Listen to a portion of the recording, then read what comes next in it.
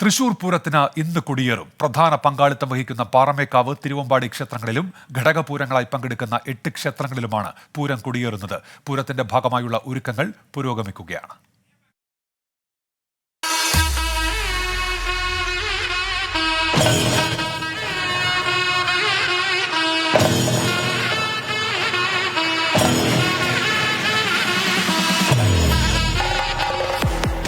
ദേശങ്ങൾ പൂരാവേശത്തിൽ അലിയാൻ ഒരുങ്ങിക്കഴിഞ്ഞു. കാത്തിരിപ്പുകൾക്ക് വിരാമമിട്ട് 19-ന് തൃശൂർ പൂരമെത്തും. ഇന്നു കൊടിയേറുന്നതോടെ തൃശൂർ ഇനി ഉത്സവലഹരിയിലാണ്. തിരുവമ്പാടി ക്ഷേത്രത്തിൽ രാവിലെ 11:30-നും 11:45-നും ഇടയ്ക്കും, പാറമേക്കാവിൽ ഉച്ചയ്ക്ക് 12-നും 12:15-നും ഇടയ്ക്കാണ് കൊടിയേറുക. ഘടകക്ഷേത്രങ്ങളിൽ ലാലൂർ കാർത്യായനി ക്ഷേത്രത്തിലാണ് ആദ്യം കൊടിയേറ്റം.